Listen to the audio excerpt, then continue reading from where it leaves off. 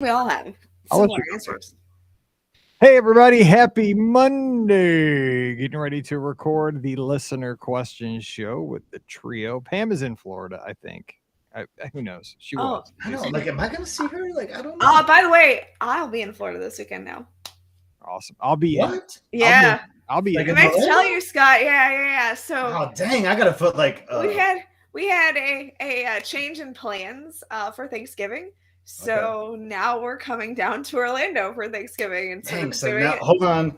Avoid Ricky. No, I'm Yeah, just exactly. So just make sure you avoid me. Yeah. I know. Yeah. I got you on Find My Friends. I'll be able to find you. Yeah. So. You'll be able to find me. Yeah. So yeah, but yeah, we made a very last minute decision Oh, because our plans changed here. Brian's parents aren't coming, so we were like, well, let's just go down to Florida to celebrate Thanksgiving. So we're gonna celebrate it with my family, but look at we'll that. still be in Orlando. Like we'll spend some time with my family, sometime in Disney. So I would have been jealous, but I'm going one place I'd rather be than Walt Disney World this weekend.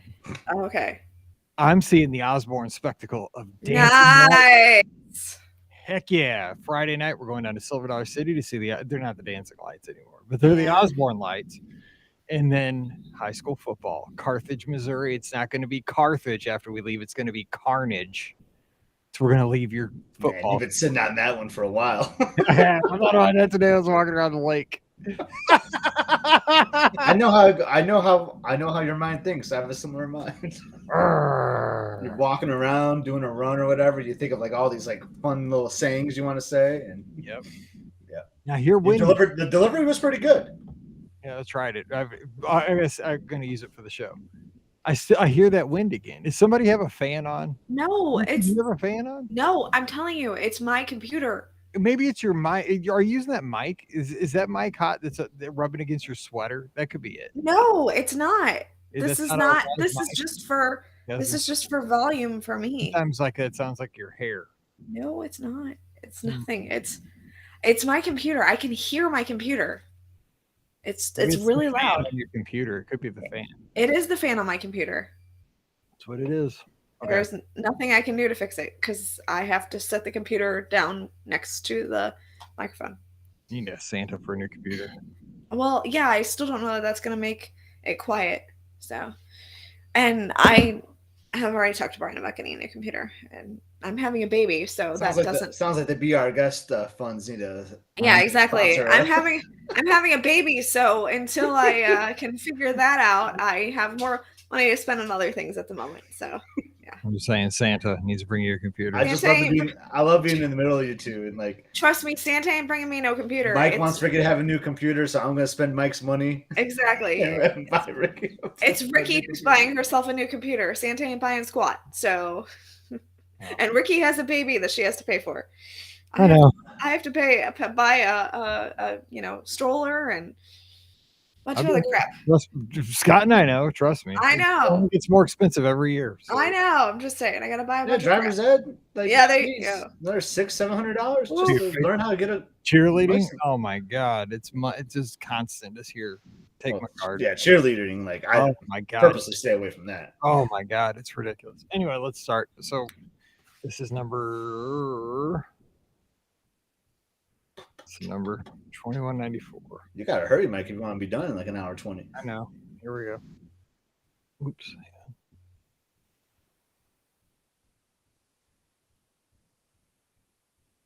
Welcome to episode 2194 of the Be Our Guest Walt Disney World Trip Planning Podcast. I'm your host, Mike Rallman from BeOurGuestPodcast.com and one of the senior agents over at the Magic for Less Travel. Happy Wednesday to you. Hope you are having a great pre-Thanksgiving day midweek. Hopefully you're not working today. Maybe you had the entire week off if you were a lucky duck, but hopefully you at least have today off and the rest of the week to enjoy friends, family, and football, because that's what this week is all about. And we have a special surprise coming your way here in about 5 minutes. So stay tuned for that. And we are so thankful that you are here with us. Joining me today to have some fun answering your listener questions, we have Scotty G. He's up in the Mitten, where it's the home of the family, the Thanksgiving tradition. The Detroit Lions always play football, and sometimes well, on Thanksgiving Day. What's up, Scott? Whoa, what did I do to get like first introduction? There's another special guest that will follow suit here. But yes, happy to be here on Wednesday. I'm in Florida right now. I'm gonna watch the Lions from Florida. That's always kind of interesting to do for Thanksgiving. But yeah, you called it, Mike. Like short work week for a lot of people. I got a short work week, loving life, and happy to be here to answer some listener questions. All righty. So on the big day tomorrow, you will be at Walt Disney World. So what is the plan being, at Walt Disney World itself on the holiday itself? So what are you doing? It's kind of a challenge because we talked about this on the Sunday night show that's going to hit the feed tomorrow. My traditions are I got to watch the Lions play and I got to watch the Macy's New York City parade.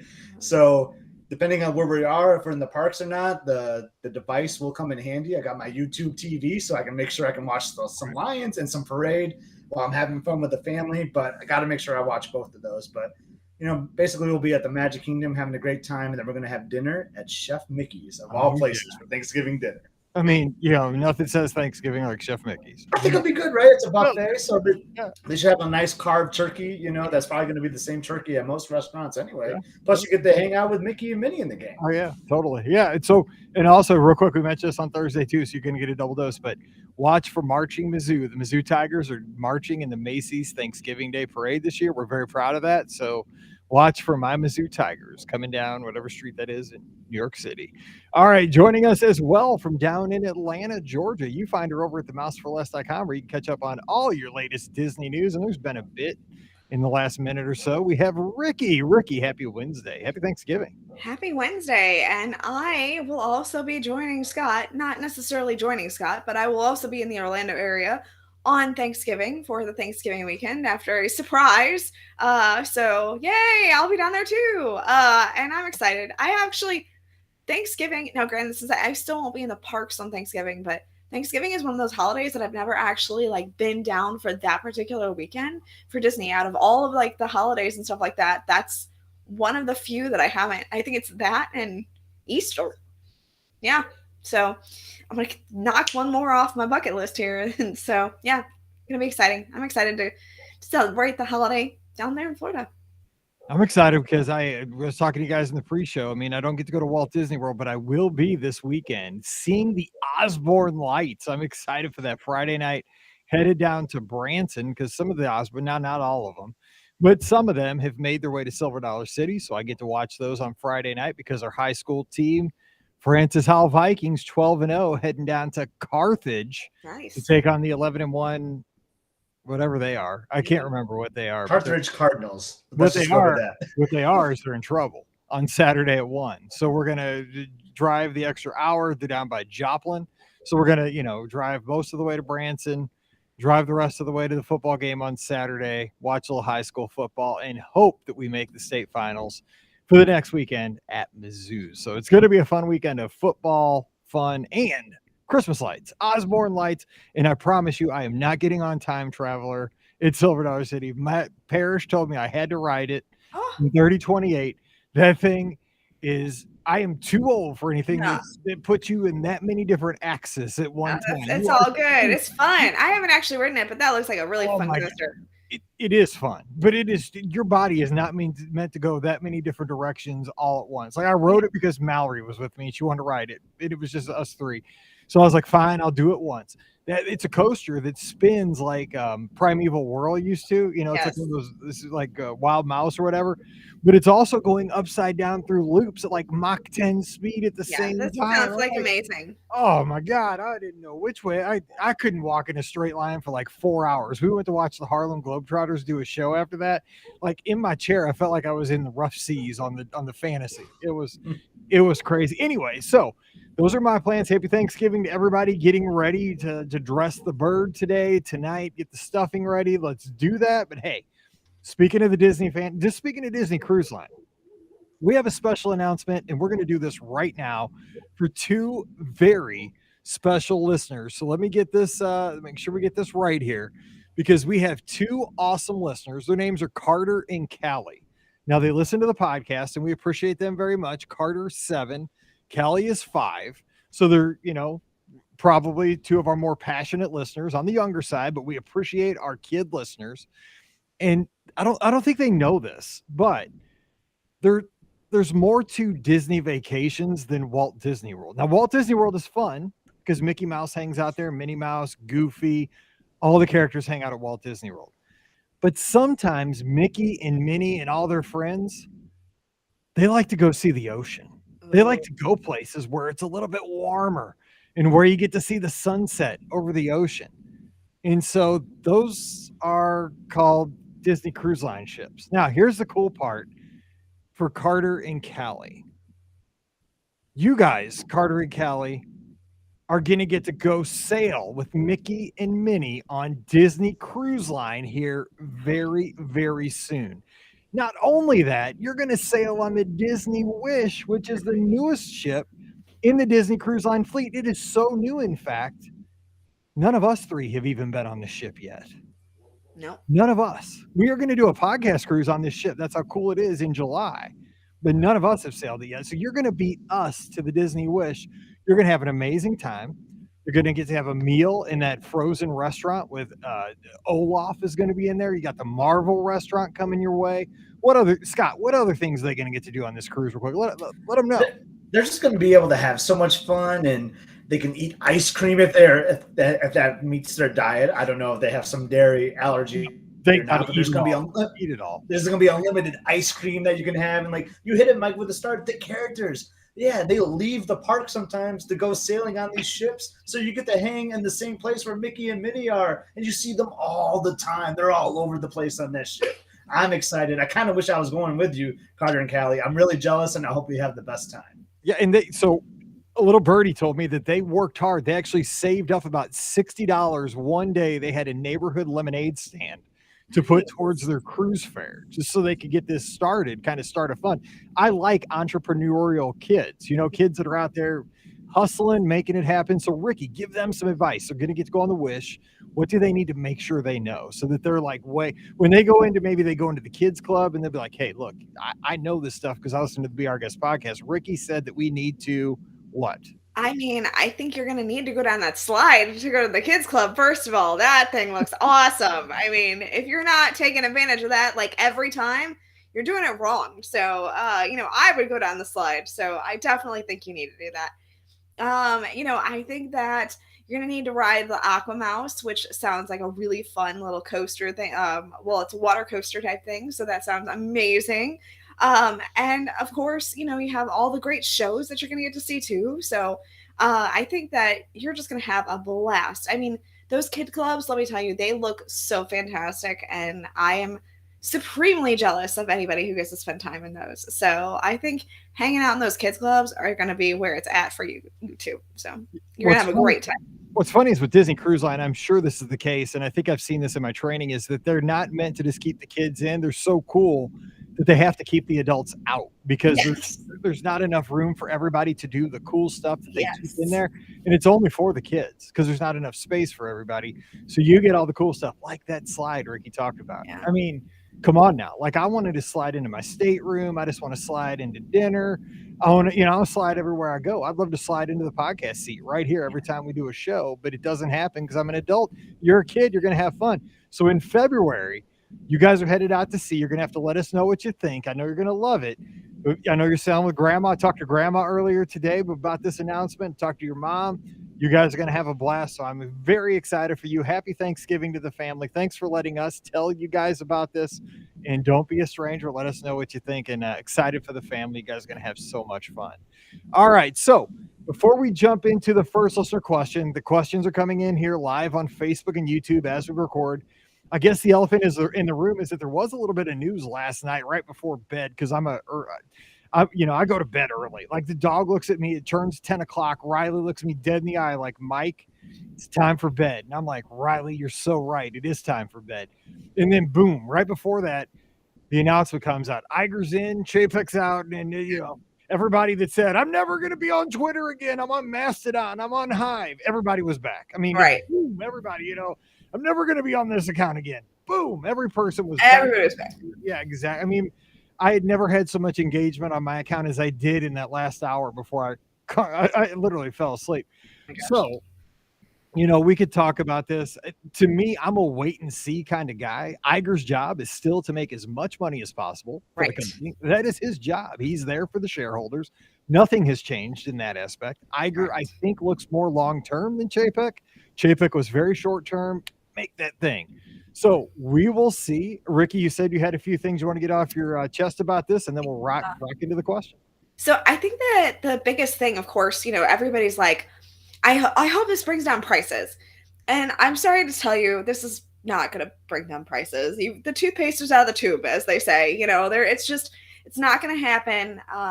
Revenue streams that are already exist are not going away.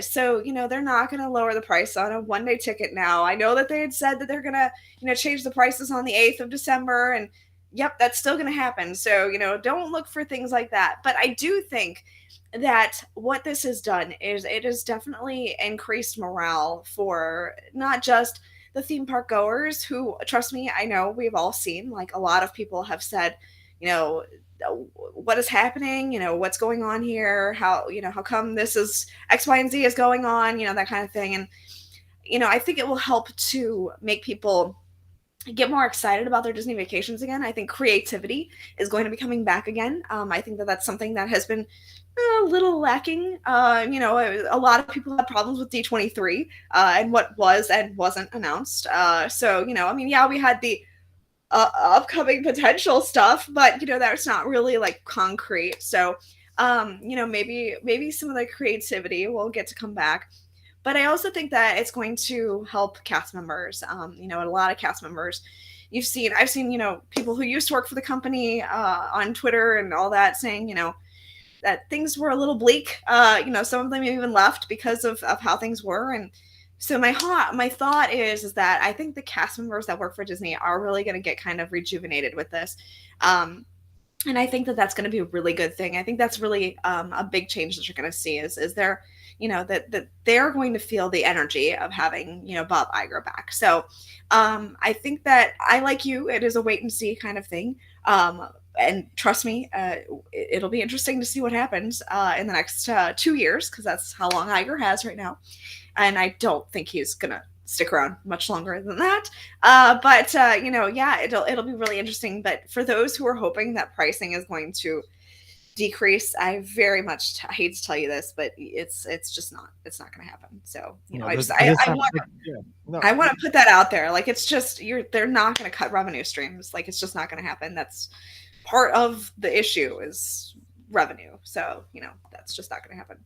And that's, yeah, I mean, that's exactly right. Because, I mean, Universal's not going to do that. I mean, SeaWorld's not going to do that. The St. Louis Cardinals are not going to do that. Right. That's just the way of the world. Now, I was reading today, of course, I've been doing a ton of research on this. Kara Swisher is a tech journalist. She works for the Wall Street Journal, and she's on some of the podcasts that I listen to. And she made a couple of really apt things that I thought that I'd just throw in here. One, she kind of compared Iger to Steve Jobs, where Steve Jobs left Apple. Yeah. And then came back because, like, the company fell apart. He came back and kind of refocused everything, right? He kind of righted the ship, and then the company, then he had to find a successor again in Tim Cook, right. Where, she said that, Iger's job in this, when he comes back is to kind of right the ship and then find his Tim Cook, right? Correct. Yes. He can be the proper successor. He thought he had it in Chapek. Oh. I don't know if he thought he had it in Chapek or not, but that's who they went with. So. But I mean, this time, the job is to right the ship, get a successor, and that, that is going to do a better job. And she also talked about, what did Iger really do a lot was acquisitions. I mean, so he could get back into this game where he's looking at things, and this is what people don't like. But I mean, what if he goes after Netflix and stuff like that? I mean, he could. Yeah. I mean, this could be something where they're, people didn't like when they bought Fox and they use that money instead of the theme parks. Yeah. That could happen again. So just saying. Scott, real quick, some thoughts on the news from 24 hours ago. Yeah, I mean, I don't have much more to add. I mean, Ricky was like spot on with the, to me, the biggest thing was like cast morale, cast members have probably been frustrated by not having the most ideal leader in that role. So I'm hoping that boost the cast, which hopefully boosts guest experiences, because like me and Robert, like a buddy of mine, like we always comment on how as DVC members we never hear welcome home anymore, and like that's a very small thing, but that goes a long way. Like I want to get that back.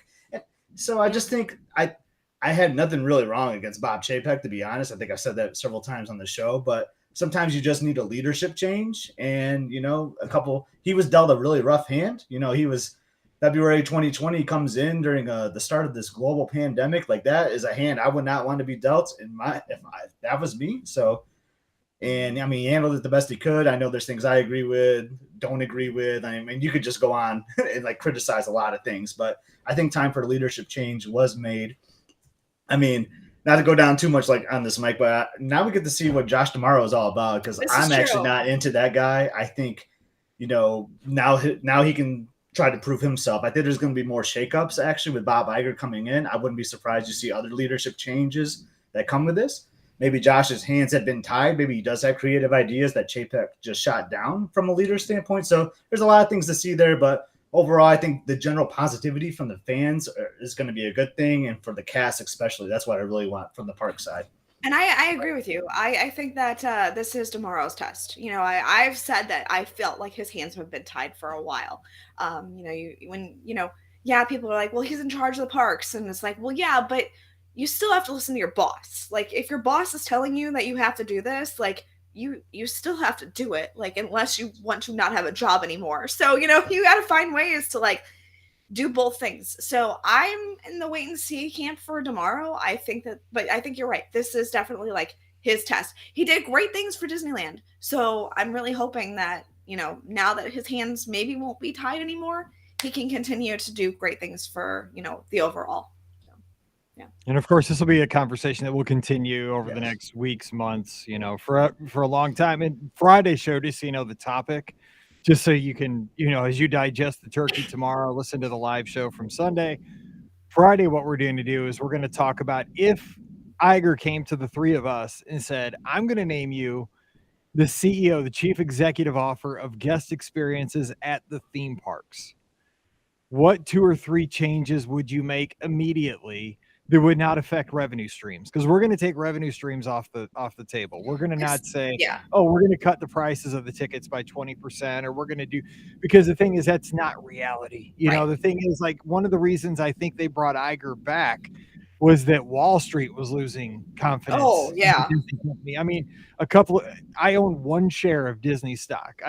Because it hangs on my wall. It's like a commemorative share that I got from my wife like about 15 years ago. Like, we first got together, she got it for my birthday. So I'm a shareholder, right? I get the little piece I get like a voting thing every year that I never open up. I'm supposed to pay taxes on it or something. It's 1 share. I think that's the name of the company, like oneshare.com. Like, you can buy 1, you get a pretty certificate. It's framed.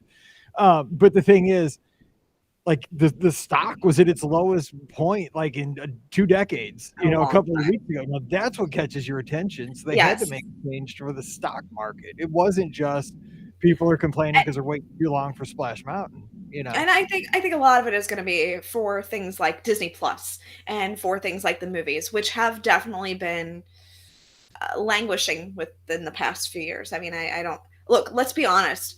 There's a Disney movie that comes out this week. I have heard squat about this Disney movie. Like, I literally have heard like maybe a commercial or 2, and that's it. Like, it's Thanksgiving. This should be like a big deal that there's a Disney movie coming out this weekend, right? And it's not. So, that to me is a problem right there. Like, they're not even talking about a movie that comes out in theaters this week. So that's a problem. You're going to have a kid. You're going to be into it again. No, no. But, like, in this position, like, I'm in, though, like, as a Disney fan, I literally haven't heard them talking about this movie at all. So, yeah. Anyway. What, the Disenchanted movie or what? No. Strange World. Never heard of it. See, that's what I'm saying. It comes out in theaters this week, and nobody's talking about it. So, yeah. That's a strange thing. It's a strange world, all right. Yes, I got it. There you go. We got to rip through some questions so we qualify for the show title. Here we go. Kevin's got a question. Hey, Mike and BOGP crew. So what is your opinion on the best resort where adults can relax on their balcony/patio after the kids go to bed? He's in Atlanta. Scott, where would you go? Kids go to bed, you get to chill on the patio or balcony. Old Key West. That's correct. Those are like the biggest patios there are. Like, if you have like a 1-bedroom, like, that is like a really nice patio with like outdoor furniture. You get a table and all that. So definitely hanging out at Old Key West with the golf course view. That's where I'm hanging. I'm going Animal Kingdom Lodge because at least you got the animals to look at. Now at night, you don't get to really. I mean, because we've stayed there at night, and it's always the conversation with my wife was always like, "Is that an animal or is that a rock?" Because we can't, it's like rock or animal. I love it. Do giraffes sleep on the ground or do they sleep? Like we've had the weirdest conversations at night looking out over the savannah. Is that a Jeep or is that a real small? Is that a 3-wheeler or is that a gazelle? Like we've had those kind of conversations, but hey, they're fun, and we don't. It proves we don't live on the Serengeti. We're from St. Louis, it's totally fun. Okay, so we got Old Key West, Animal Kingdom Lodge. Ricky, where are you going? I think I'm gonna go with like the Polynesian. That way, yeah, you can see the fireworks. You get a fireworks view. Yeah, it'll cost you a little bit more money, but at least you can see the fireworks every night. So I'm gonna go with that. Good stuff. All right, Len, who is in our live chat right now, sent in a question a few days ago, says, "Hey, Mike, when you record your next show, it's going to be less than a week from our arrival at Walt Disney World." So Len is headed down with you guys. Everybody's going to be. Whatever. I'm seeing the Osborne lights, so a good consolidation. He says, "We have a Christmas party on Tuesday after having dinner at the California Grill. We expect to ride the Jingle Cruise during the party. My question is it better to see the overlay elements of the Jingle Cruise during the day or at night?" Len's out in Maryland. So we all know it's been established years ago by Ricky on the show. Yes. The Jungle Cruise is junglier at night. 100%. But is it, here's the question though, it begs to know, is it jinglier at night or is it not? So Ricky, we've never considered this. Like it's junglier at night. What about jinglier? What would you do? You know what? I think I'm going to go opposite, and I think I would ride it during the day. I think you're going to have a better experience seeing all the holiday overlay in the daytime because, at night, all they have is a little light to shine, which is what makes it junglier at night. But, just see all the holiday decorations and everything. I would ride it during the day. So, yeah, daytime for Jingle Cruise for me. I say both, but yeah, say if you have to pick one, I would do it during the day too. More to see, because a lot of that stuff's like stockings and it's not necessarily like illuminated lights. No. Yeah, day. Scott, or day, you think? It might be junglier at night, but during the holiday season, it's Jingle Jolly during the day. Nicely done. You gotta see it. You got to see it with daylight. Do both though. I mean, right? It could be a little different experience. I'm all about day versus night. You always say like, "Oh man, I've done this attraction 100 times," but try to mix it up and do it one during the day, do one at sunset, things like that to give more experiences. So do it twice, but I'm going for the day.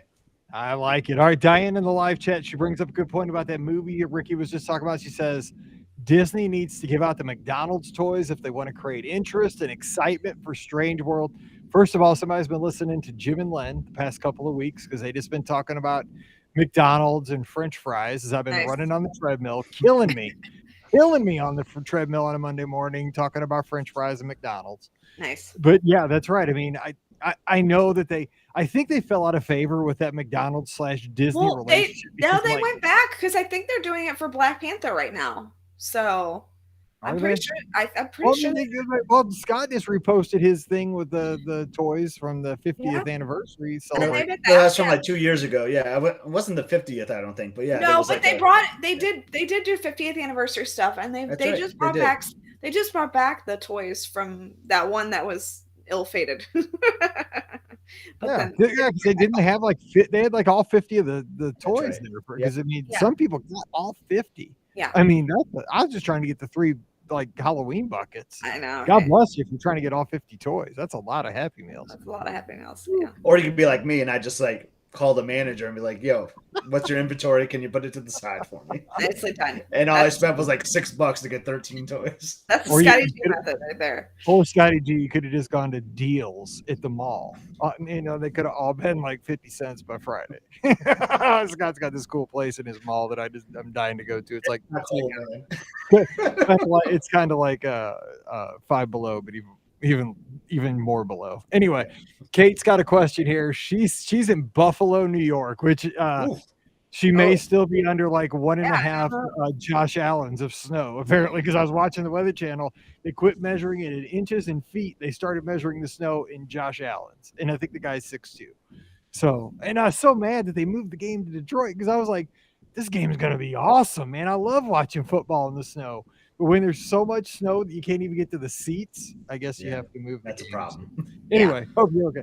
Yeah, because I emailed a fellow podcaster, I listened to his show. He's in Buffalo. He's like in a suburb of Buffalo. And he's like, yeah, we're doing okay. He's like, but I'm going out, I'm not running today. I'm getting my workout because I got to shovel the driveway and I got to shovel my roof. Have you ever heard of that? He had to shovel his roof. Wow. I've heard of it. I've never had to They're worried about, experience it, yeah, but because yeah. they're worried about the roof collapsing. There's so Mhm. much snow. That's What nuts. if there was 6 feet of snow coming this Friday or Saturday to the high school game? Like, would you still go? Dude, I'd go if there was 60 feet of snow. Bring it. I'd get a cat and drive down 44. Let's go. Let's go. HOW. Okay. Hi, Mike Pambrick and Scott. I have a quick question for the question show. I'm heading on the Disney Wish on December 9th for a 3-night sailing, and we want to do a beverage tasting. Oh, you've come to the right place. The ones online are all sold out, and I keep checking, but the ones that open up are not ones that I'm interested in. Do they offer additional opportunities that you can sign up for on the boat and not through the app beforehand? What is the best way to get into these? I'm taking Disney transportation and have an 11 a.m. boarding time. Thanks so much for considering my question. Kate from Buffalo, she says, "Go Bills." Okay, so Scott and I have gotten into many a beverage tasting that was sold out. Yep. It's all about the bartenders. Yep. Go You ahead, get to Scott. know your bartenders. Like, we know that we want to do tequila. I like to do the bourbon ones. I mean, there's not one I don't like to do, to be honest. But yeah, Mike just hit it on the head. Like, get to know your bartenders on that first day. Like right as you board the ship, get your lunch or whatever, then go to one of the bars and ask them about the tastings. And if you get in with them, get a little friendly, leave some gratuities when you're ordering some drinks. They might be able to hook you up, is all I'm saying. I mean, I don't know if you can maybe you can go to like guest services, Mike, right? That might be a possibility, but I think one of your best bets is really going to the bartenders. Yeah, because tequila goes quick.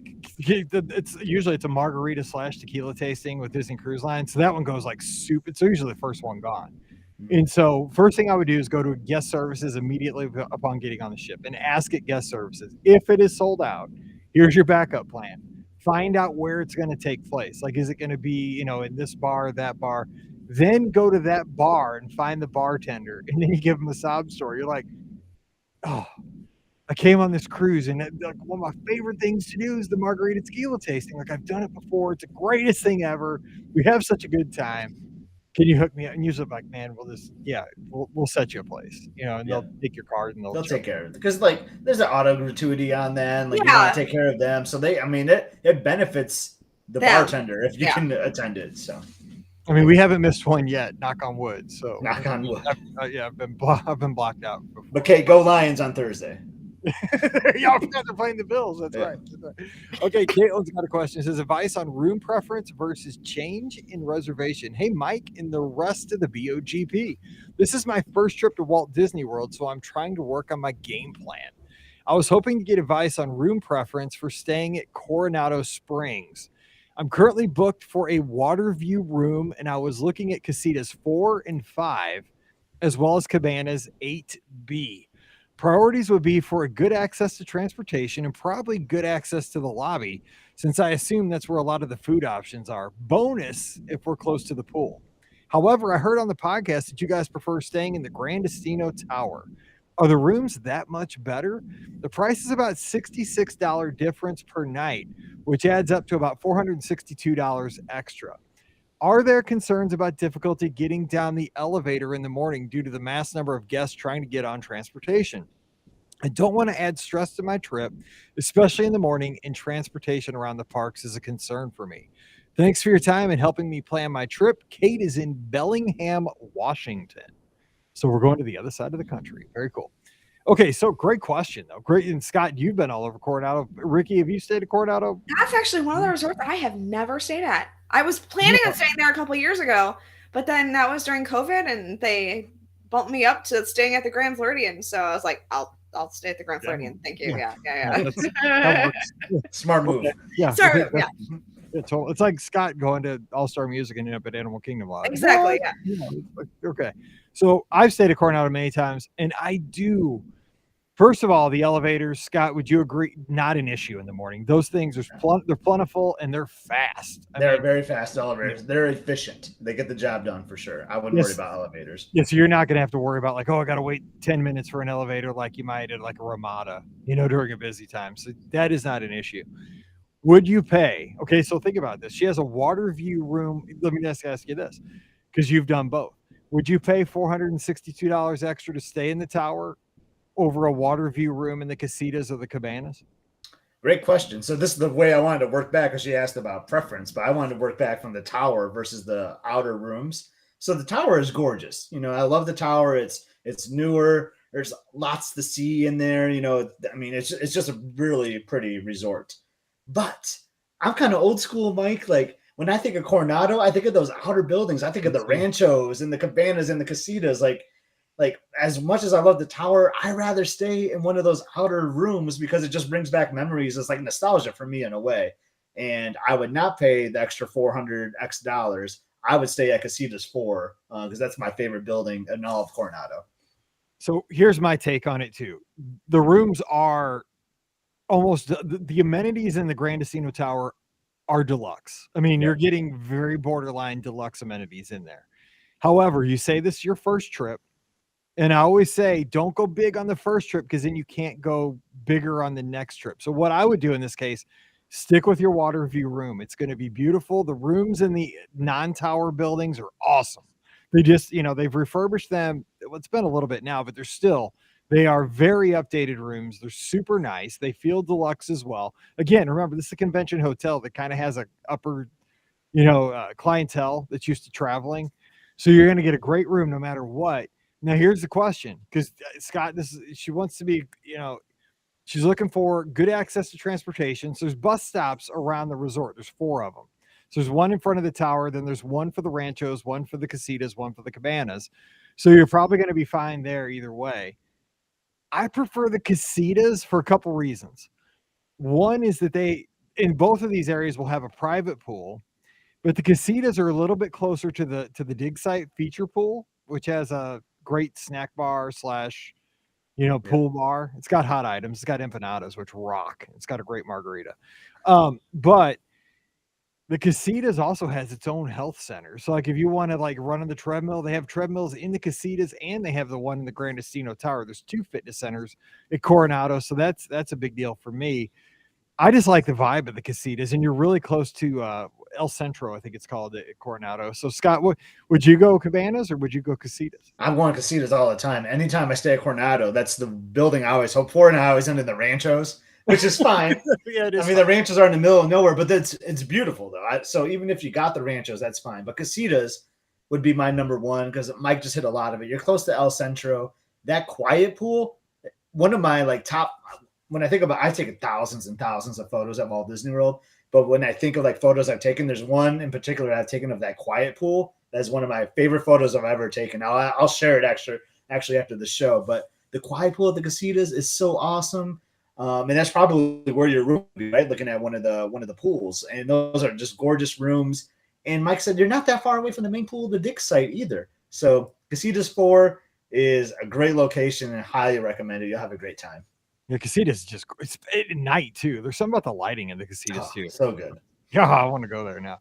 I do too. So have a good time. Coronado is a great Maya Grill. I'm telling you, have Maya Grill. You got to go there. Okay, Kim's asking. Kim, who is our photographer friend over, and she's at Epcot right now as she's tuned in. So pay attention. I don't know. Maybe she's off today and just having fun, which I'm jealous. If you could bring back one attraction, show, or parade, which would you choose, and why is it Spectro Magic?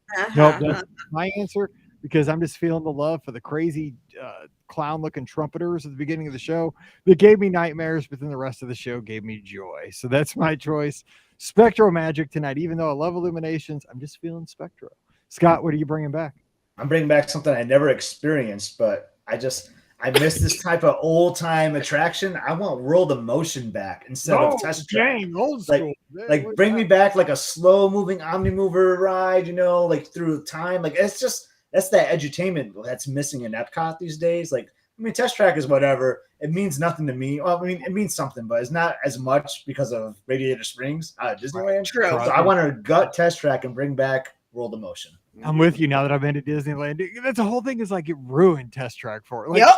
I mean, you'll still like it, but like every time you do it, you just think like, man, I could be outdoors. I could be on Radiator Springs right now. Yeah, exactly. Oh, I know. I like Test Track, but man, once I did Radiator Springs Racers, I'm like, oh, Test Track, poor Test. And Track. like I listened to the World of Motion back on the old radio station all the time. Like you'd have that. There's something about that. Like I never experienced it once in my life, and I felt like I've lived it. And I would listen. I would just love to see it, man.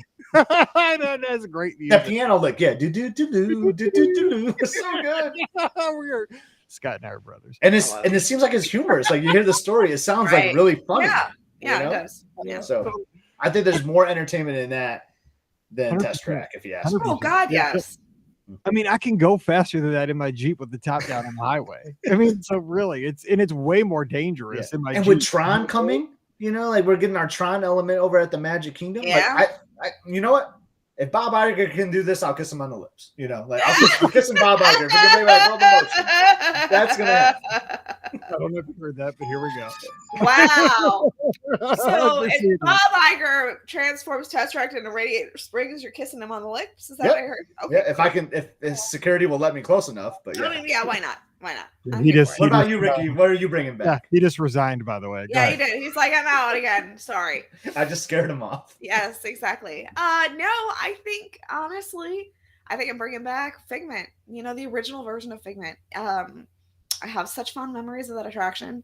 And I really think that it's heads and tails better than anything they've put back in there. So, yeah, I think Figment's got to be where it's at. It was such it was that edutainment factor of Epcot that we don't have anymore. So I think that's where I'm going. That would be awesome. Yeah, look at that. You guys are bringing back like a retro Epcot. I mean, yeah, I know, right? Future, let's just call it Future World. Mike, if you would have said Horizons, then boom. Yeah, I know. I didn't get the pattern. But anyway, okay, so I started off. Lori, we got 2 questions we're going to get to because we've got to wrap up here shortly, but let's get to it. Do people dress up or wear anything special for the Candlelight Processional? I've never been, but it seems like it would be a special event. I've really never seen a whole lot of people dressing up because a lot of people just kind of go as their theme park day at Epcot. Right. Ricky, have you seen anybody? Because, I mean, some people go just for the processional for the night, for dinner and a show. I guess some people might. Yeah, I feel like if you're going for like dinner and a show, then yeah, I say get dressed up if you'd like.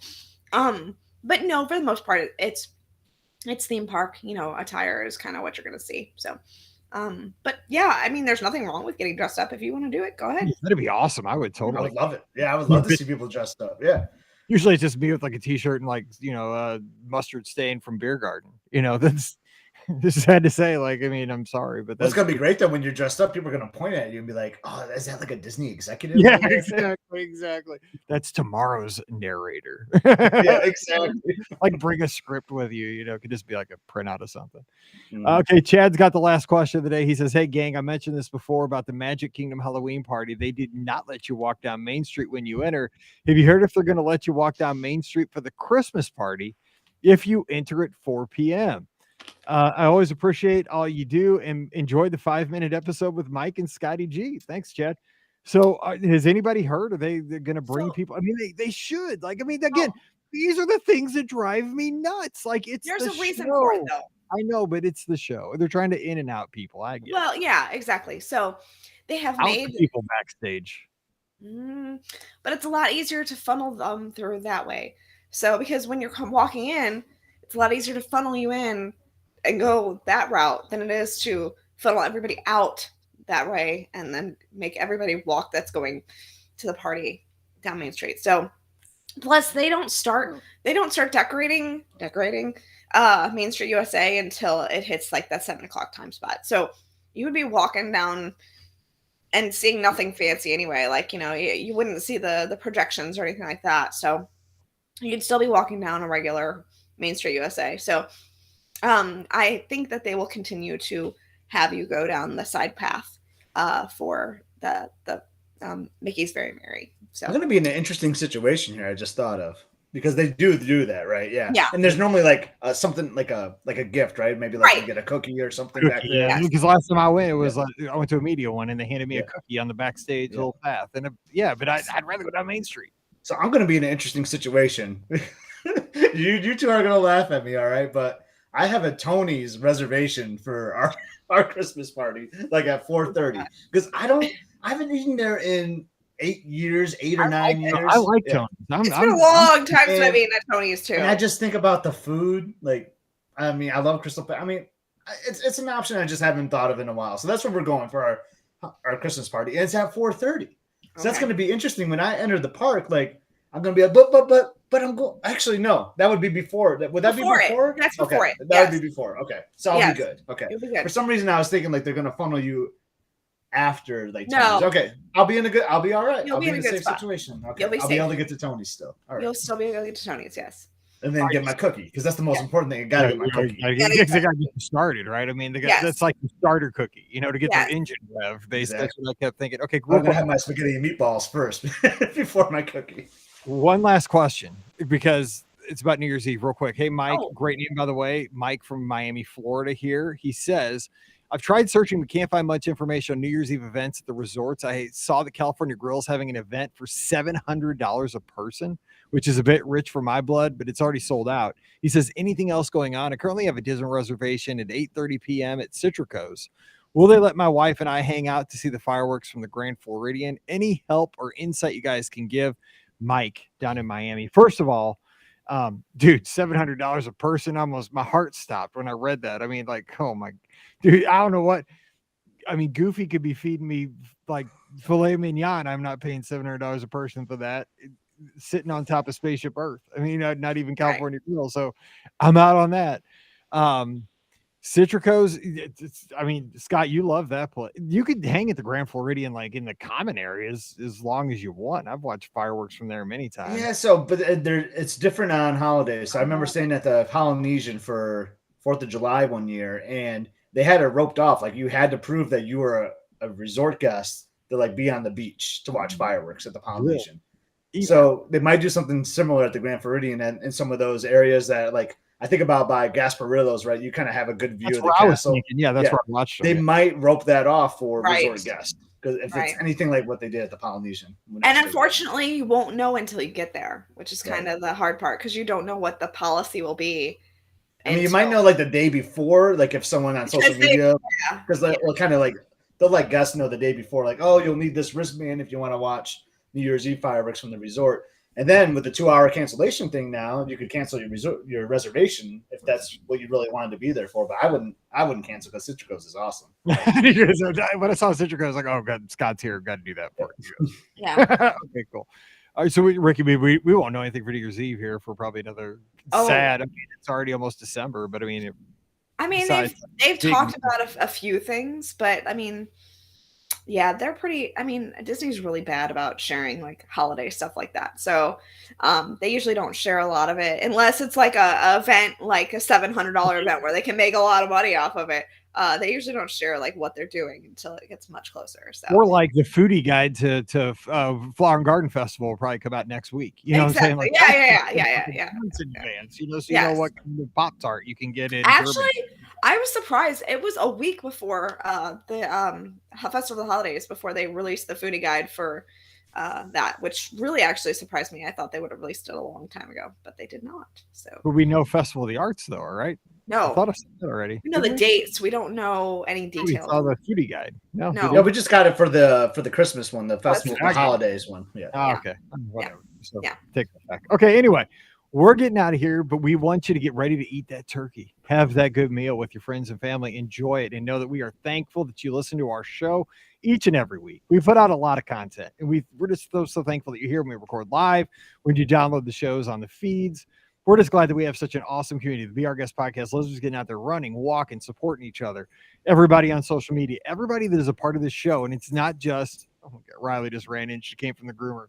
Oh, she's skinny. But anyway, we just love that you are here with us and we get to share this love of Disney. And sometimes we have great news to report. Sometimes it's, news that we're, not excited about, but we love that we have this venue to all come together and have our little virtual support group, England, Japan, Australia, here in the United States, everywhere around the world. It's an amazing thing, this podcasting thing. So thanks for being a part of this. And as always, don't forget our show is brought to you by the Magic for Less Travel. The agents are standing by this week right now. In fact, this weekend, this holiday weekend, to help you plan a great Walt Disney World, Disneyland, Disney Cruise Line, or Adventures by Disney trip. So just reach out to them at themagicforless.com. As you do that holiday shopping, Black Friday especially, please use our Amazon affiliate link. It really does help support everything we do. Bookmark it, put it on your toolbar there, and just every time you do that Amazon shopping, like I do, just click through beourguestpodcast.com/Amazon. Takes you right back to the site. Takes you like 3 extra seconds, and it really does help support everything we do. Again, it's beourguestpodcast.com/Amazon. And thank you to the patrons who support us each and every month. You allow us to put this show out 3 to 4 times a week all around the world. And our patrons always get that bonus show called Mike in the Midwest. If you'd like to join us here in November, we'd sure love to have you. Coming over patreon.com/Be Our Guest Podcast. Give Scott a follow because he's going to be down at Walt Disney World. Epscott, EPSCOT, Instagram and Twitter. Give Ricky a follow. She's going to be at Walt Disney World this weekend as well at Ricky Nibs, RIKKINIBS, Instagram and Twitter. Give me a follow. I'm at Be Our Guest Mike. I'm not going to be at Walt Disney World, but hey, I bet you want to see the Osborne Lights, and I'm going to do that from Silver Dollar City. And you also get a little Howl football too. If we win. If we don't win, I'm bitter and I don't put it on there. But hey, we're going to win. We're not even talking about that. All right, so we're going to be back on Friday. We are going to become the CEO of guest experiences of theme park experiences or something on Friday's show. We're going to talk about what we can do to immediately make the guest experience better that doesn't affect revenue. We're going to have a good time kind of armchairing that and talking about what this change really will mean to us as Disney Parks fans, which is what we are and what you are as well. So until we get back together again on Friday, you guys have the best Thanksgiving ever. Save the big the turkey leg for me. And until we talk again on Friday, stay safe, stay healthy, and happy Thanksgiving.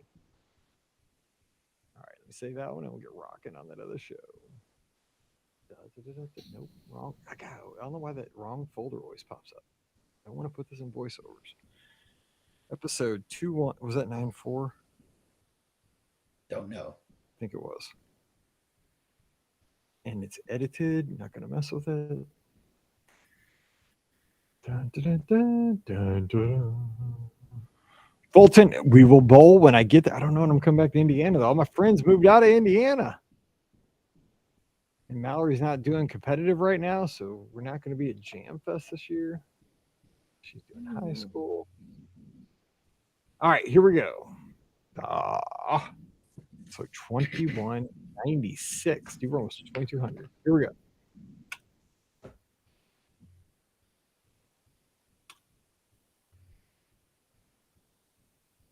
Welcome to episode 2196 of the Be Our Guest Walt Disney World Trip Planning Podcast. I'm your host, Mike Rallman from BeOurGuestPodcast.com and one of the senior agents over at the Magic for Less Travel.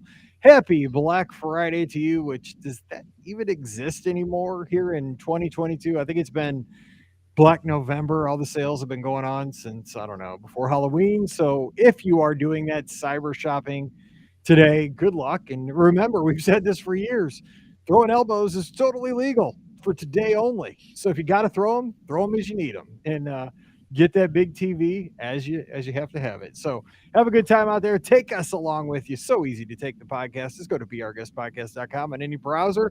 You can listen right there or download on your favorite app. But you know that because if you're hearing us, you're already listening. So who am I talking to? I have no idea. Who I'm talking to are my two buds, and we're going to have a good time talking Disney today. So joining me today, he's down at Walt Disney World right now celebrating his good fortunes, as we all are here in 2022. It's my good friend, Scotty G, down in Walt Disney World. What's up, Scott? Happy Friday, Mike. You know, it's like I knew this was going to happen when I booked my park reservation ahead of time. Today, I am at Epcot, and I'm testing out the new Guardians of the Galaxy Christmas playlist. Nice. Yes. I can't wait to see what Christmas song I'm going to get, or a holiday song that I'm going to get on Guardians of the Galaxy. I'm so excited. And one other thing I just wanted to throw out there, Mike, for the listeners, if you're following me and Ricky while we're both down there, make sure you give me more likes on Instagram. All right, help a guy Thank out. you. Thank you. Yeah, that's good. That's good. Scott, it's one thing. All I want for Christmas is you. You know, Wait, what song? What song are they gonna? Because they haven't announced any songs. That's it. I That's think song, it's right? its. I think it's its own song. So A Guardians of the Galaxy themed holiday song. I think that's what I've heard. Yes. So I think Wow. I've heard that too. But Yeah. you know, like it would be the Christmas version of rickrolling people if every car, every person until New Year's Day just got Mariah Carey. All I want for Christmas. Or Wham! Last Christmas. That'd be awesome. Yeah. That'd be awesome. I yeah. would love to get some Wham. I Yeah. know, seriously. I just want some Andy Williams. It's the most wonderful time of the year. That's what I want. There you Well, go. they troll everybody. They just play Mariah Carey all I want for Christmas, every car, every time till New Year's. Like people. Well, we'll know today. We will know today what's happening. Okay, we're gonna like it too on Instagram and Twitter. Yeah, for give you. me more likes than Ricky. Yeah, there you go. Well, Well, I does it can't matter? write it right now, so you're gonna beat me anyway. I so. meant overall for the whole weekend. It's Oh, gonna be a okay, got competitive. it, It's got gonna it, be got a it. contest, Ricky. Who can Oh, get more okay. likes? Okay, got it. Now I understand.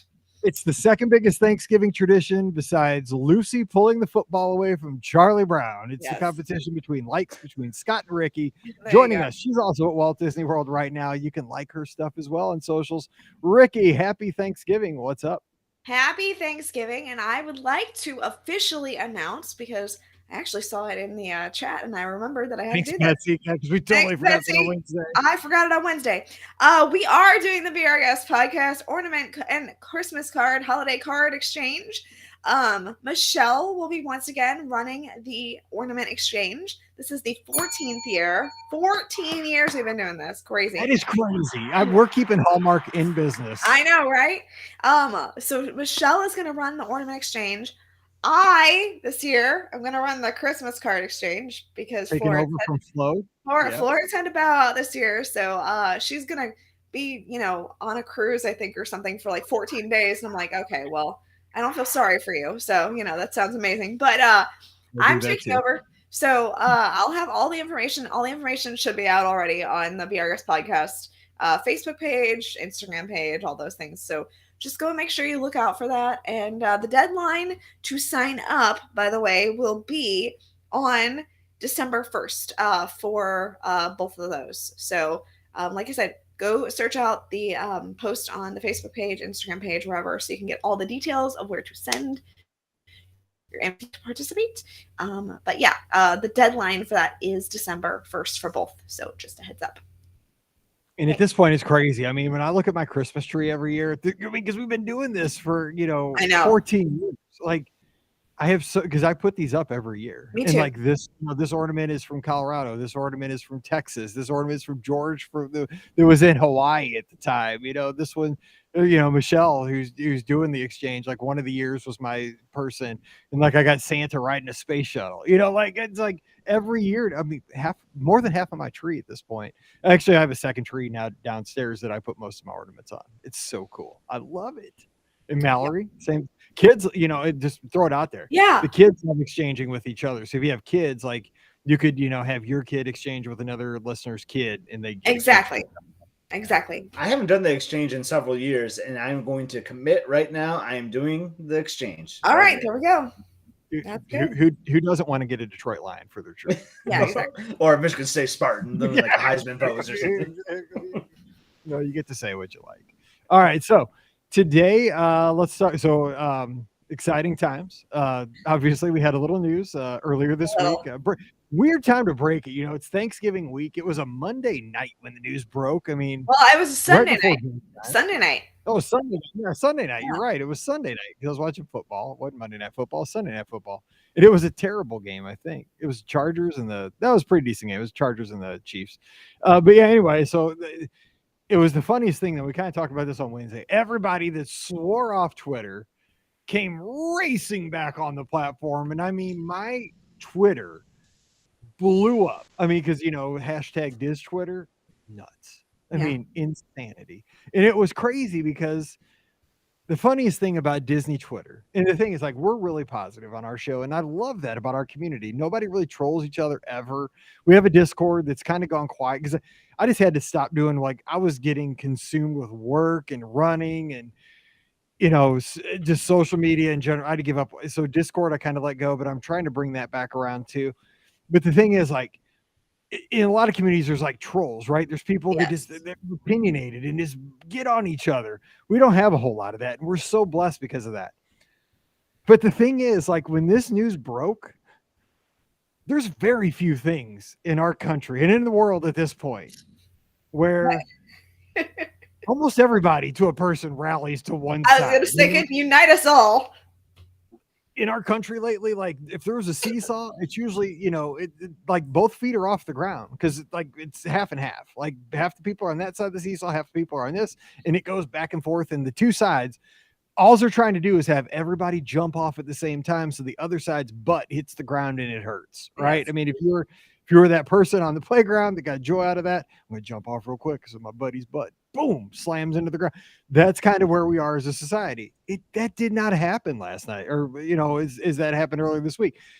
Everybody was excited for this change. And I'm one of the, and I said this on Wednesday, I'm kind of a wait and see kind of guy. I don't think things are going to immediately happen, but I think change was needed for a morale, at least for Yes. morale, at least because, just the story, like the timeline, like, everything was negative. Like, I mean, we try to keep things positive, but it's hard. Like, it's been hard to keep things positive with, this announcement and this announcement and everybody.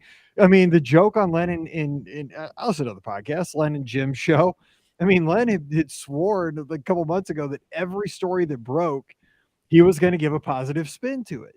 And Yeah. it's so funny because, it's hard. Yeah. Like, it was hard.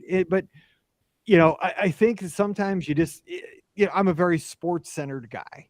And sometimes, you can't fire the team, but sometimes you got to fire the manager just because you need a change. Right. Whether it's JPEG, and, I'm not a business guy, so I don't know exactly everything. I don't think he was the best guy for the job, but I also don't know his role. He could have been doing the best he could have. I don't know.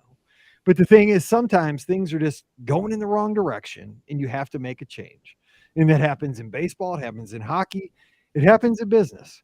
So I'm excited. People like Tiger. It's just, some people, most people, I think. And so we'll see what happens. So we kind of talked about, we gave a little thoughts on Wednesday. But today, what we're going to propose, just to kind of have some fun, it's Black Friday. And, you may or may not be listening. You're probably out watching football or having fun with your family, which is great. But when you listen to this show, we're going to propose that Bob Iger, he's going to come in on our screens here, like in the Golden Mickeys, if you've ever been on the Disney Cruise Line ship, and he's going to talk to us like, what's that character's name in the Golden Mickeys? Oh God, what's her name? She's in her Disney Cruise Line. I haven't seen the Golden Mickeys in a long time, so. It's like something. It rhymes. It's got like alliteration. Oh. It's like gypsum. I can't think of it, Mike. I like just saw it like a few months ago. I can't. Yeah, it's like gypsum or something. It's like something that's really easy to remember. Yeah, anyway, she's up on the stage and she's nervous because now she's got to be the presenter in the Golden Mickeys. Bob Iger all of a sudden pops on the screen in the Walt Disney Theater and like says, "Look, you can do this. You've got it inside you to host the Golden Mickeys." And she believes in herself, and it all, it's Disney. Like, Bob Iger brings that goodness. So all of a sudden today, you were at work, Ricky. Scott, you were at work up in Lansing. Ricky, you're working down in Atlanta. I'm sitting here in the office in, St. Peters, Missouri. Boom, on my second monitor, Bob Iger pops in. I'm back, buddy. Did you hear the news? I'm like, yeah, I did hear the news. It was all over Twitter. He's like, yeah, I know. That's crazy, right? I was like, yeah, I read your book last year. Anyway, he's like, so tell Ricky and Scott, I'm naming you guys the CEO of guest experiences of the theme parks. And he's like, don't get crazy. You're not allowed to cut anything that dives into our revenue. We're still about making money. I'm like, Bob, I get it. You got to make money. I'm like, I understand. But he's like, here, but I'm going to give you, it's like, I'm almost like he was a little blue. And I'm talking like his skin was kind of blue. He's like, I'm almost like the genie. He's like, I'm giving you 3 things you get to do immediately to make the guest experience better down at Walt Disney World, Disneyland, on the cruise line, whatever. You just want to, you are speaking for the fans. You get to bring stuff back that the fans would like, Disney theme park fans. What do you do? So I'm going to throw it to Scott first. Scott, immediately you get to make a change to net positive theme park guest experience. What, because you're there right now. What would you do to affect your trip right now? So, Mike, this is interesting. And you keep saying theme parks, and I tie resorts to this by any resorts. chance? Yeah, Okay. resorts, theme parks. Okay. Even cruise line. Yeah. So this is long overdue. Okay. You know, people decide where they want to stay for a Walt Disney vacation. A lot of times they've been staying off property because they can go to the Marriott and get, you know, some type of rewards program for their stays at those Marriott resorts. I want to bring some type of reward system for staying at I want a point system. If I stay at the Contemporary for 6 nights, I don't even know what it looks like, but I want to get some kind of points so that maybe I can cash that in for a Mickey bar someday or whatever. It doesn't have to be like free nights necessarily. Just I'm a value customer who's staying on your property. So that's what we're going to implement, Mike. We're going to put a reward system for staying on site where you get these point systems for, you know, you can redeem them for gift cards, kind of like what they do with the Chase Visa. You know, you just get some type of redemption point system for staying on site. That was the parallel I was going to say. Disney Visa does this with all these purchases. You know, you get 3% for gas, you know, this much for groceries, this much on Disney purchases. Yes. I mean, again, and actually Iger did say this in one of his interviews that he was doing the PR circuit. One of the things he did say about Chapek is, why would you alienate your annual guests that come back year after year, you know, that come back multiple times in a year? Like, that was one of the reasons he said Chapek wasn't doing his job well. Well, you know, when you basically get called, you know, undesirables, you know, I mean, it's, you know, they didn't make you feel very welcome as an annual pass holder, that's for sure. So, and I know we don't spend the most money because, like, I've talked about this past. I stay at Pop Century. I'm not buying tickets. I'd rather buy Magic tickets. However, I also evangelize the product, you know, and I do spend. I come, you know, I only come and I stay at Pop Century, but I come 3, 4, 5, 6 times a year. You know, and then I went to Disneyland and bought tickets, and then I went on we're taking you know, we have like 150 of us going on the Disney Wish. I mean.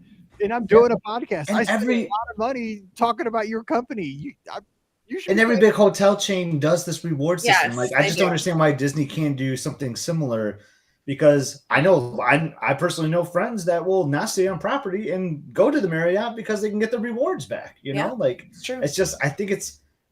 I mean, it's not going to cost them money. Maybe like in the long run, like, oh yeah, they could have paid for one extra night or paid for whatever. But I think this is going to bring your dedicated fans very happy, a guest experience that is much needed. No, when I'm bringing that back as president of Parks and whatever this is. Yeah. Because the thing is, like, you're going to look at your account, like your rewards account, your Disney rewards account, and say, ooh, I have enough for like 2 nights at Walt Disney World. Guess what? You're probably not going to stay 2 nights. You're probably going to go down for 4. Exactly. I'm going to spend and then more. You're going to buy a Lightning Lane. You know, you're going to buy Genie Plus. They're going to get so much revenue out of this. You know, it's like, dude, it's so easy. And you're happy because you're like, dude, I just got 2 free nights. Exactly. But you're going to spend the bucks. Good call. All right, you're okay. Get your nameplate. You're CEO. You've already earned the title. You got 2 more wishes still coming. All right, Ricky, give us your first. I mean, I think the big thing that they need to do is to, again, kind of going back with the annual pass thing, is they need to make annual passes available for guests to purchase again, and not have you guess. You know, not have it be like when the Magic Key just happened a couple days ago. You know, where it was available for 1 day and then sold out, and then you don't have a chance to get it again. You know, and you don't know when it's going to come back, and like that really makes people anxious and uneasy. And you know, maybe they didn't have the money to buy that Magic Key that day, but they were hoping, oh, I can buy it soon. You know what I'm saying? Which I know is what happened to a lot of people with, you know, the annual pass holders before they shut it down for Walt Disney World. You know, a lot of people were saying, oh, great, annual passes are back. You know, I can buy it in a couple of months when I have my trip, and then bam, just closed for no reason again, you know, or no reason that we know of, you know. So I think by adding in the ability to purchase annual passes, one, that gives Disney a revenue stream, because again, they are making money by people actually buying the annual pass. I mean, I know you said that, you know, you don't think that annual passes spend a lot of money, but I have to say, when I go down, I spend more money than I would have probably if I was, definitely from when I was going with Brian in the beginning of our relationship. And, we were just staying at Pop Century. We were staying for a week and, we were trying to do whatever we could to get there. Like, I know now I'm spending way more money in that like in the 3-day weekend that I'm down there now than I was when I was just on a week long vacation. The only difference is of course I'm not staying on property. But other than that, like I'm spending a ton of more money on food, a ton more money on souvenirs, a ton more, like a ton more money on the extras, like Mickey's Very Merry or Mickey's Not So Scary, or I before I knew that I was pregnant, I bought tickets to the Typhoon Lagoon H2O Glow Nights, like so like I spend my money. It's just not necessarily on the same things that people who are coming from out of town are spending their money on. So I'm still spending the same amount of money. It's just going in different places. So bringing back the annual pass is going to be a huge thing. And I think it's a no-brainer. It's an easy thing to do. And it allows Disney to start actually getting revenue in, which again is part of why I think a lot of these changes are happening in the first place. I like it. I like it because again, people want that. And I Yeah. mean, the price of the AP is so expensive. I mean, you just if it's a capacity issue, you just regulate it through the price. I mean, if you have to make it expensive, Oh you just God, have please to don't say that. But yes, I get what you're saying. Yeah, yeah, yeah. that's how it works. I mean, I that's know.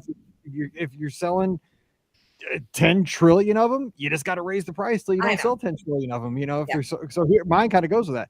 And it's what Len's saying. And it's the one response I got on social media the most last night when I posed this question. Immediately, theme park reservations are gone. That is the biggest Yes. nightmare headache. We did this for decades without theme park reservations. I know it leads to optimal staffing. I don't care. You know Yes. what? Like, I do not care. Like, I don't care if you're optimal staffing your parks. Like, Right. if you have to have too many cast members on, September 12th and there's a couple hanging out, that's how every business works. You know what? You look at historical trends and you schedule to what you think you're going to need. You have to cut some people. Like if it's super slow, that department, Ventureland, you cut some people early. Yeah. I mean, it's not that hard. Like going to Walt Disney World right now is difficult. I mean, It it is. is. This is my job, right? I help people with this every day. And I mean, this is job security for me, but it's like so like you shouldn't have to think that hard. Like if where do I want to be on December 17th? Like Yes. what part? Like I just want to be able to I mean, it so boggles my mind that it seemed like it was so long ago that you could walk out of Coronado Springs. We talked about this on Wednesday. I guess it was staying at Coronado. Back in the day, and it wasn't that long ago, you could walk out of the casitas, just walk to your bus stop, and just like whatever bus shows up, you just go there and have a good time that day. Like I did that so many times. Like, oh well, the Epcot bus is here. I'm just gonna go to Epcot, and ride some rides. And there have been And I times where I thought, oh, hey, I want to spend my day at this park, a couple days ahead of, when I was able to make park reservation. And then when I get there down that day, I'm like, I really don't want to go to this park for this reason. Or, oh, I could get a dining reservation at this park, but I'm stuck going to this park and there's no dining reservations that I want available. Again, it's kind of that whole thing of I spend more money in a weird way with my annual pass than I did the other way because, like, now I'm not going to the park that I wanted to go to and drop some money on my dining because I can't go to that park because I have a reservation at the other one and I can't get dining at that one. So counter service for me. kind of backing that up would be the park hopping thing. I mean, first of all, get rid of the 2 o'clock thing because I mean, I remember we went down a couple summers ago with Mallory's friend. Like we couldn't get her a theme park reservation at the Magic Kingdom. Mm-hmm. So we all had them because we had different levels of, like I had an annual pass, they had Magic Her Way ticket. We all had annual passes. She had a Magic Her Way ticket. We had to take her all over to Animal Kingdom, check her in, bring her back to that was stupid. I mean, I'm sorry. That was so dumb. Like we wasted an hour and a half and all this effort. Yes. I mean, is that going to make anybody happy? No. Just so we could spend the afternoon and evening at the Magic Kingdom. So that's what I would do immediately. Just boom, just make it. They've done it for decades. I know it can be done. I mean, get real. They can do this. They can. You're Disney. Like you're Disney. You can do this. I have faith in you. Okay, Scott, give a second one. I won't go so long next time. All right. So my next one, this is a simple one, Mike and Ricky, and something that needs to be done. So I'm bringing in my leadership team, as Mike put it, the CEO of theme parks and resorts. And I'm saying, guys, we need to work with our custodial team to never let a trash get super full. That is like the nastiest thing to me when I'm walking in through the parks or even like a resort and I see this trash bin that's super full and just oozing out of trash. Yes. Nope. We're going to make our parks clean. They're going to be beautiful, and we're going to just work harder. Maybe I just add more staff if that's what's needed, if it's a staff issue, but we're going to do our absolute best to make sure a trash can is never overflowing in any theme park trash bin throughout the whole resort. Theme parks, resorts, you name it, they're not overfull. Yeah, I agree. 100%. I mean, because that was one of those things that, like, when I first started going to Disney, like what you read about in guidebooks and what you heard from like people in your community that were just kind of casual Disney people's like, oh, you'd never see a full trash can at Disney parks. Like, you never see a dirty bathroom. Like, you could eat off the floor in the bathrooms at Walt Disney World. Like, seriously, that's what we heard here. Like, that was like that's what you heard about Disney parks. So you didn't hear about the rides. Like, oh man, it's so clean. It's not Six Flags. No. Yeah, you know, we're gonna get it clean with my new custodial group, Mike. Right. We're gonna do it for you, and we're gonna reward them. We're gonna pay them. We're gonna respect them. We're going to let them know that they matter. You know, everybody, every cast member, because cast member morale goes to guest experience. 100 hand in hand. 100%. Give you a second one. Go ahead. So I think that you know, another thing that I think people want to see is more unique park merchandise. And I think that that's, again, another really easy thing that they could do, another really easy lever that they can pull. You know, they can start, and I know that some of it has been, you know, it's been hard to get merchandise, and I get that. But, you know, unique theme park merchandise, park specific merchandise, you know, resort specific merchandise. I know that they have some stuff, but it's not like a lot. And I feel like, you know, again, if you start to increase the amount of merchandise that you're giving people choices of, you're going to start seeing people buying more of your merchandise. So I feel like that's a really easy lever that they could quickly, again, facilitate that would allow for, you know, again, it's another revenue stream that actually adds revenue to your park, you know? So I feel like that would be a really good thing. You know, look at the craziness behind the popcorn buckets. You know, you've seen just many times of people just losing their everything for these popcorn buckets. I mean, you know, the genius thing they did actually with the Mr. Toad one is that they at least made you mobile order it, which I thought was the perfect way to do that. Like, seriously, like, mobile order. Don't make people stand in line for like they did for the Figment one for 7 hours. Like, mobile order that popcorn bucket. That was genius. But, you know, they could start putting out those popcorn buckets. You know, I mean, I get you don't want to do it too much because, you know, it loses its appeal. But again, like, look at everybody still losing their minds over the different popcorn buckets. You know, I'm kind of sad that this year they don't have the Jingle Bell sipper. I was kind of excited when it was the holiday season coming around. I'm like, yay, I can get another Jingle Bell sipper. And they don't have one this year. And so I was like, oh, well, there's there's nothing that I really want this year. So I'm not really, you know, I'm not really looking forward to any of these. So, you know, it's just, I feel like if they started to increase the merchandise and make it a little more unique, you know, I keep buying the Epcot merchandise that I see. You know why? Because it's unique. It's different. It's Epcot specific. So, you know, I just feel like that's something that they need to get back into, is not homogenizing everything. And by the way, speaking of that, if we could go back to having actual Disney stores, I know that's going to cost them some money because the rent to having a Disney store is expensive. But, like, seriously, can I just tell you, like, we have the Disney store in our Target. It is absolute garbage. It is nothing. And, you know, they don't really have much merchandise at all, let alone anything for adults. Like, it's all kids stuff. I mean, you know, and I get it. It's the kids section of Target, but, you know, like, still, like, when they were doing it before, in the malls at the Disney store, like, they were really starting to do a really good job of having actual, like, Disney merchandise for all age groups. And I really did appreciate that at the time. So, you know, would I walk out with something every single time at that point? No, not necessarily. But I went in and browsed, and that was the purpose of, you know, having those Disney stores.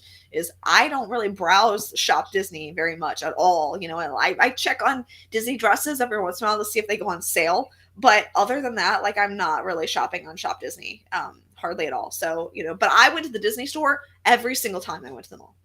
So, two things. I go on Shop Disney once a year for the ornament exchange. That's where I get my ornaments because they get shipped out directly. And I haven't been in a Target since COVID, since they started Oh that my curbside gosh. mobile. Well, it's because of that mobile order thing, right? Yeah. I go there 2 or 3 times a week, but I just order my stuff right there on my phone. I pull it in my parking spot. Boom, they bring it right out to my Jeep. God, That's that's the funny. greatest thing ever.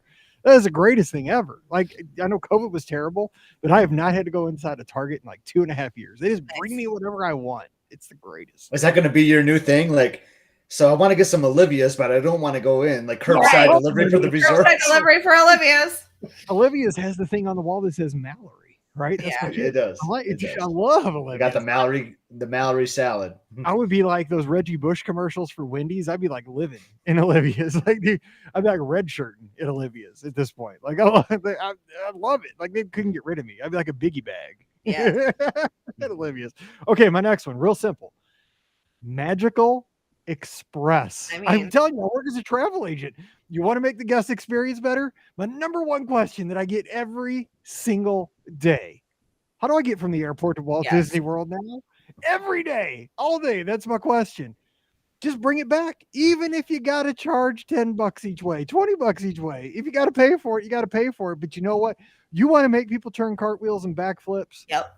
Make it complimentary again. I mean, I'm telling you what, people would sing like the end of Charlie Brown Christmas. If you brought back complimentary Magical Express, you would, Bob Iger, there would be a statue of you next to Walt in the hub within 6 hours. I'm not kidding you. Scott would kiss you again. Yeah, exactly. Yeah. I'll kiss you again. Yes. I'm telling you, bring back Magical Express. You would be a hero to all the commoners. It's simple. Nothing else to say. Scott, give number 3. All right. So my third one. So sorry, Mike and Ricky. I'm pulling some exclusive card here, but we kind of do something for our DVC members. Ah. So, Mike, I know you always talk about that's one of the most dedicated like guests at Walt Disney World. You should get welcome home every day. You should get welcome home. But I know you've all walked around the parks and you see like these DVC like kiosks, right, to like promote and sell Disney Vacation Club. Yeah, I call them the sticker stands. The sticker, yeah. What do you get when you go up to them? You get a sticker. Yeah. But you know what? We're gonna do something a little bit more for our DVC guests. We're gonna have coolers or like kind of stocked underneath. We're gonna have cold water in these kiosks, and if you come up to us and say hello and you show us like your DVC membership, we're going to give you like bottles of water for your family as you're experiencing this hot day in the parks as a thank you for being a DVC member. So complimentary water for DVC guests as they're touring the parks. No, wait, whoa, hang on. I got to check this. Now, you getting a bottle of water that costs $5 in the parks, or are you getting just like a little cup like you get complimentary at a counter service restaurant? That's true because there's those like 8-ounce like small bottles too, right? That's true. Little shorties. Yeah. You know, I know I'm the new CEO. Like, I got to take it up to the big guy. I got to talk to Bob Iger to see how much he wants to spend on these, but I think we're going to get a great ROI because we might be able to push more DVC sales as we're hydrating our DVC members. Yeah. Look at this guy. He's got the CEO nameplate and he's already throwing out ROI and all these. Yes. He's in. He's like already got his corner office. I love it. I love this show. All right, Ricky, give your third. I love it. Okay, so my third one is again something very simple, and it, as someone who doesn't stay on site, this is surprising that I would actually mention this, but I think that we need to change back the evening extra magic hours to being inclusive of everybody staying on site. It does not need to be just deluxe and deluxe villa resort guests.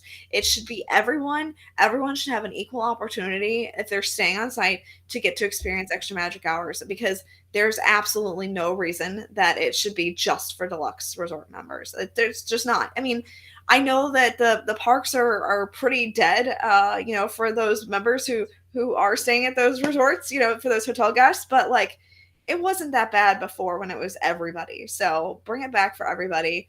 I think that's the only right and fair thing to do. And make it like the old days, 3 hours after park closing.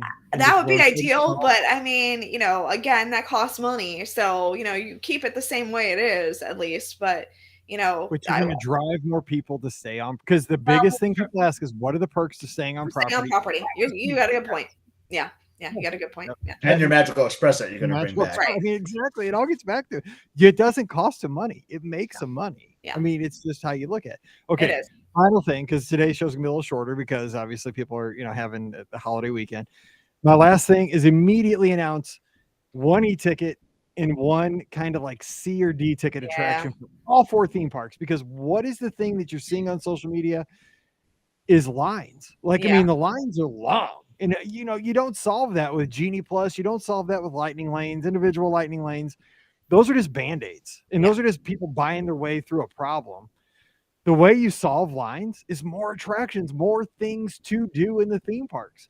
And I think you do have to have the e-ticket attraction to get people excited, because then you can put that stuff in the commercials and you can get people really, and I'm not saying you can't do it, because like, oh, we got Tron coming.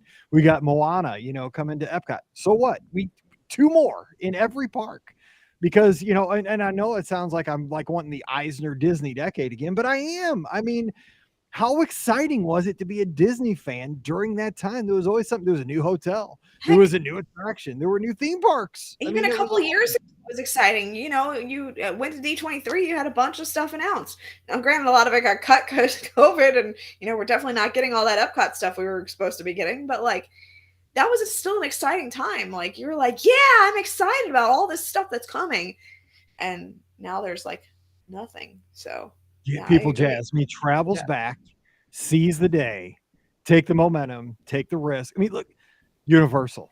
Are they Yep. building a new Epic attraction? No, they're Universe is building a coming. theme park. They're Yep. building a theme park. Like, Yep. come on. Like, we can get a couple rides in every theme park. You got to do it. Like, seize the momentum. Go after it. I know I'm in the minority with this, but Disney does not need a 5th theme park. This No, is plus a the terrible ones. Yeah. idea. I know people want to see them build a 5th theme park. They do not need a 5th theme park. What they need is exactly what you mentioned, Mike. They need more attractions in the parks that they have to spread out the crowds in those parks, because adding a 5th theme park isn't going to do a lot to like really spread out the crowds, because people are still going to flock to. Where do people flock to? They flock to the Magic Kingdom. They're not really flocking to Animal Kingdom. I mean, we all know like that's kind of the off to the side. Like, even me, like, I like Animal Kingdom, and I still forget to go there half the time. Like, I'm always like even this weekend, I don't have in mind to go to Animal Kingdom this weekend. So like, you got to build up the other parks that need like extra love. So don't build a 5th one. You're not ready for that. Just keep going Well, in the plus, parks that you have. it just makes like, it's a huge expenditure to build 2 attractions in each theme park. It is. However, you don't have to build the infrastructure if you add them to those theme parks. Correct. You already have the parking lots. You have the back of house. You have a lot of the stuff that like it just makes sense, and it gets everybody jazzed. Like, and it's going again. So anyway, that was our edition of if we were the CEO of theme park experience for the commoner. And that's kind of what we are. I mean, we are Disney theme park fans. We've talked about this stuff for years here on the show, and you've hung out with us. You've shared on social media with us. You've listened to our shows.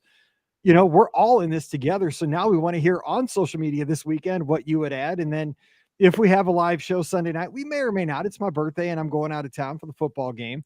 But if not, we'll do this the next Sunday night when Scotty's back, and we'll have a good conversation. But we definitely want to hear what is most important to you. What would you immediately change to not affect the revenue streams, but also just to make the experience better? Scott said it best on Wednesday. Just have the cast members say welcome home to the DVC. Like, that is something that is immediate and quick. Just remind everybody, say that to every DVC guest every time.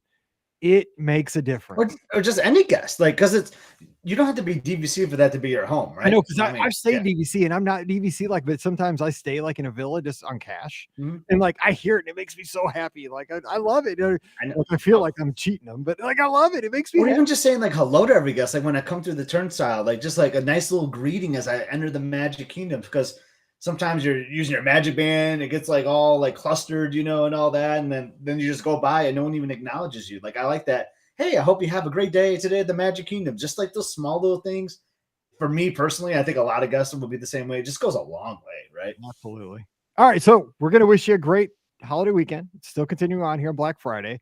So don't forget, again, our shows are brought to you by the Magic for Less Travel. Check them out at themagicforless.com. We'll help you plan a great Disney vacation to Walt Disney World, Disneyland, Disney Cruise Line, or Adventures by Disney. To swing by themagicforless.com today.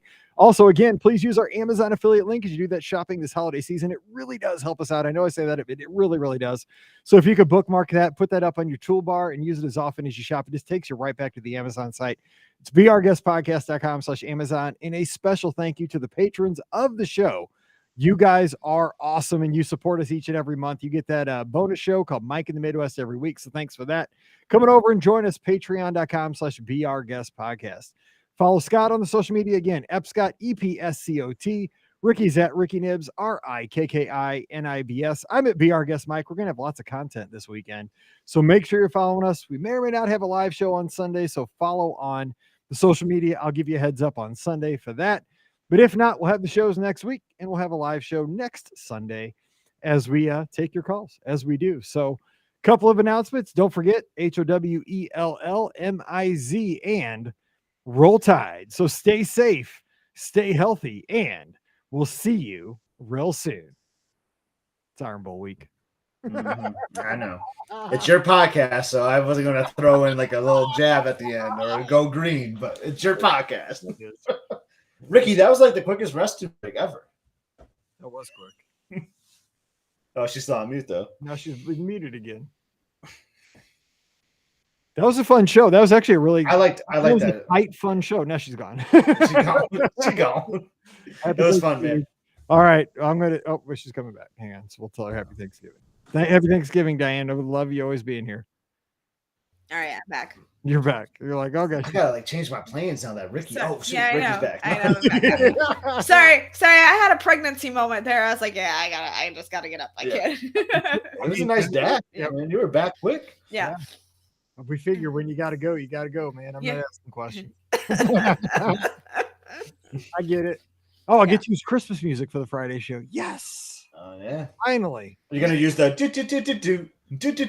like the Epcot one. Yeah, I love that one. Yep, that's totally it. I love it. Yeah. All right. Well, I'm gonna edit these. I gotta roll. All right. We'll see. I gotta get my Culvers and take Emily to 8 to 10 driving school. That is so Awesome. crazy. All right, you guys. Be careful. Happy Thanksgiving. See ya. Thanks, Bye, guys. everyone. Bye. See you, Ricky. See ya. Yeah.